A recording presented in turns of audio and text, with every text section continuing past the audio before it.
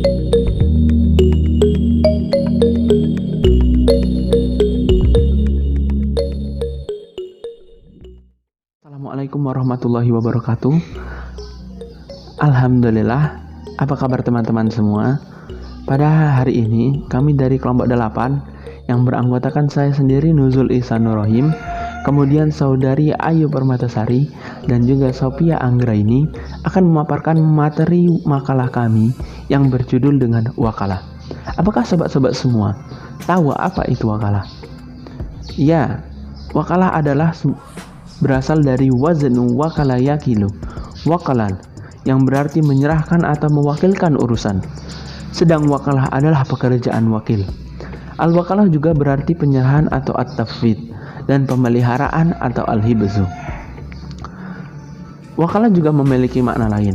Seperti menurut Hasbi As-Siddiqi, wakalah adalah akad penyerahan kekuasaan, yang pada akad itu seseorang menunjuk orang lain sebagai penggantinya dalam bertindak atau bertasarruf. Kemudian menurut Sayyid Sabiq, wakalah adalah pelimpahan kekuasaan oleh seseorang kepada orang lain dalam hal-hal yang boleh diwakilkan. Kemudian menurut ulama Syafi'iyah, wakalah sendiri adalah suatu ungkapan yang mengandung pendelegasian sesuatu oleh seseorang kepada orang lain supaya orang lain itu melaksanakan apa yang boleh dikuasakan atas nama pemberi kuasa. Dasar hukum wakalah telah disebutkan dalam Al-Quran pada surat Al-Kahfi ayat 19. Kemudian pada surat Yusuf ayat 55. Dari segi hadis yang menjadi dasar patokan wakalah, salah satunya adalah hadis yang langsung diriwayatkan oleh Malik dalam kitabnya Al-Muwatta yang berbunyi, Inna Rasulullah sallallahu alaihi wasallam ba'atha Aba Rafi' wa rajulan minal ansari fazawwajahu Maimunah bintil Haritsati. Rawahul Muwalik fil Muwatta. Rasulullah sallallahu alaihi wasallam mewakilkan kepada Abu Rafi dan seorang Ansar untuk mengawinkan Maimunah radhiyallahu anha. Hadis riwayat Malik dalam kitabnya Al-Muwatta. Terakhir, yang menjadi sebagai dasar hukum wakalah setelah Al-Quran dan hadis adalah ijma'ul ulama. Para ulama sepakat bahwa wakalah diperbolehkan. Mereka cenderung mensunahkannya dengan alasan bahwa hal tersebut termasuk jenis ta'awun atau tolong-menolong atas dasar kebaikan dan takwa. Selanjutnya akan disambung oleh saudari Ayu Permatasari.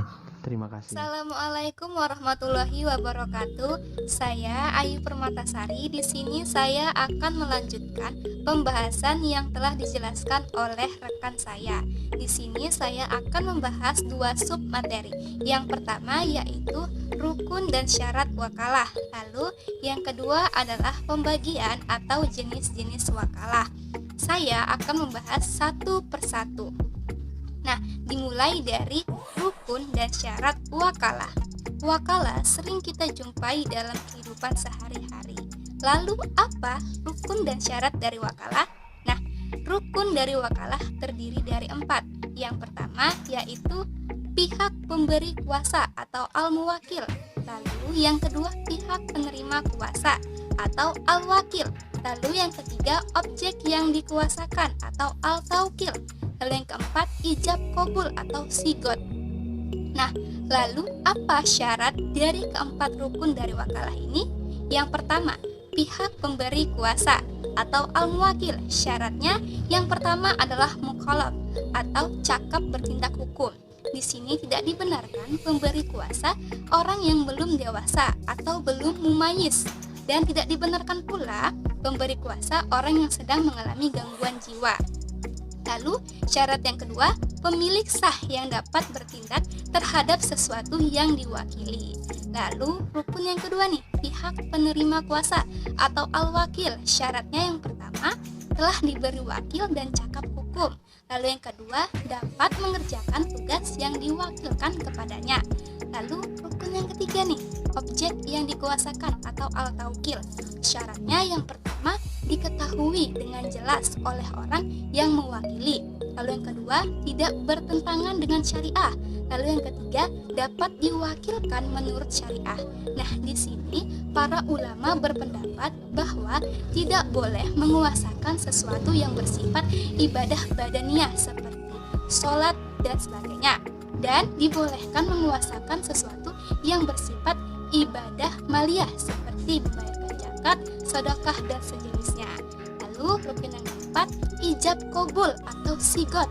Nah, di sini mayoritas ulama tidak menetapkan kaidah lafaz ijab qabul. Lafaz boleh dalam bentuk tulisan, lisan maupun perbuatan. Nah, itulah rukun dan syarat dari wakalah. Jadi, rukun dan syarat wakalah ini menentukan sah atau tidaknya akad wakalah yang akan kita lakukan atau kerjakan. Lalu sub materi yang kedua yang akan saya bahas yaitu tentang pembagian atau jenis-jenis wakalah. Nah, berdasarkan sumber yang kami peroleh, menurut Ayub pada tahun 2009 wakalah terdiri dari 4. Yang pertama adalah al-wakalah al-qosoh, lalu yang kedua al-wakalah al-amah, lalu yang ketiga al-wakalah muqayyadah, dan yang keempat atau yang terakhir al-wakalah mutlaqah. Di sini saya akan membahas satu persatu. Dimulai dari al-wakalah al-qosoh. Nah, pengertian dari wakalah ini adalah prosesi pendelegasian wewenang untuk menggantikan sebuah posisi pekerjaan yang bersifat spesifik. Contohnya nih seperti halnya membeli Honda TPX, menjadi advokat untuk menyelesaikan kasus tertentu. Nah, itulah dia dari al-wakalah al-qosoh. Lalu yang kedua nih, al-wakalah al-amah. Nah, pengertian dari wakalah ini adalah prosesi pendelegasian wewenang bersifat umum yang berbeda dengan al-wakalah al-qosoh tadi dan tanpa adanya spesifikasi, seperti contohnya belikanlah aku mobil apa saja yang kamu temui. Lalu yang ketiga nih, al-wakalah al-muqayyadah. Nah, pengertian dari al-wakalah ini adalah perwakilan yang terikat oleh syarat-syarat tertentu yang telah ditentukan dan disepakati bersama. Contohnya nih, jualah mobilku dengan harga 100 juta jika kontan dan 150 juta jika kredit. Lalu yang keempat adalah al-wakalah al-mutlaqah. Nah, pengertian dari wakalah ini adalah perwakilan yang tidak terikat syarat tertentu. Contohnya nih, jualah mobil ini tanpa menyebutkan harga yang diinginkan. Nah, itulah pembagian atau jenis-jenis dari wakalah. Nah, itu sajalah yang dapat saya sampaikan dari submateri rukun dan syarat wakalah, juga pembagian atau jenis-jenis wakalah. Untuk kurang lebihnya saya mohon maaf. Saya akhiri dengan wassalamualaikum warahmatullahi wabarakatuh. Berakhirnya wakalah. Akad wakalah berakhir dikarenakan beberapa sebab, diantaranya yaitu yang pertama, salah satu pelaku meninggal dunia atau hilang akal. Karena jika hal ini terjadi, salah satu syarat wakalah tidak terpenuhi. Yang kedua, dihentikannya aktivitas atau pekerjaan yang dimaksud oleh kedua belah pihak. Yang ketiga, pembatalan akad oleh pemberi kuasa terhadap penerima kuasa yang diketahui oleh penerima kuasa. Yang keempat, penerima kuasa mengundurkan diri dengan sepengetahuan pemberi kuasa. Yang kelima atau yang terakhir yaitu gugurnya hak pemilikan atas barang bagi pemberi kuasa. Aplikasi akad wakalah dalam lembaga keuangan. Wakalah dalam aplikasi perbankan terjadi apabila nasabah memberikan kuasa kepada bank untuk mewakilkan dirinya untuk melakukan pekerjaan jasa tertentu, seperti pembukaan letter of credit import syariah dan letter of credit ekspor syariah, inkaso, dan transfer uang. Dalam pelaksanaan akad wakalah di perbankan syariah memiliki berbagai bentuk dalam pelayanan jasa, diantaranya sebagai berikut. Yang pertama, transfer. Transfer adalah jasa yang diberikan bank untuk mewakili nasabah dalam pemindahan dana dari satu rekening kepada rekening lainnya. Contohnya yaitu transfer uang melalui cabang suatu bank. Dalam proses ini, al-muwakil memberikan uangnya secara tunai kepada bank yang merupakan al-wakil. Namun, pihak bank tidak memberikannya secara langsung kepada nasabah yang dikirim, akan tetapi bank mengirimkannya kepada rekening nasabah yang dituju. Yang kedua, collection atau inkaso. Inkaso merupakan kegiatan jasa bank untuk melakukan amanat dari pihak ketiga berupa penagihan sejumlah uang kepada seseorang atau badan tertentu di kota lain yang telah ditunjuk oleh si pemberi amanat. 3. Letter of credit. Letter of credit adalah surat pernyataan akan membayar kepada yang diterbitkan oleh bank untuk kepentingan importir atau eksportir dengan pemenuhan persyaratan tertentu sesuai dengan prinsip letter of credit syariah. Nah, dari pembahasan yang telah disampaikan, maka dapat disimpulkan bahwa wakalah merupakan satu akad yang menurut kaidah fikih muamalah diperbolehkan dan dibenarkan menurut syariat. Dan pengertian dari wakalah ini yaitu adalah perlindungan atau al-hibs, lalu pencukupan atau al-kafayah, lalu tanggungan atau ad-dahamah, lalu yang keempat pendelegasian atau at-takfid.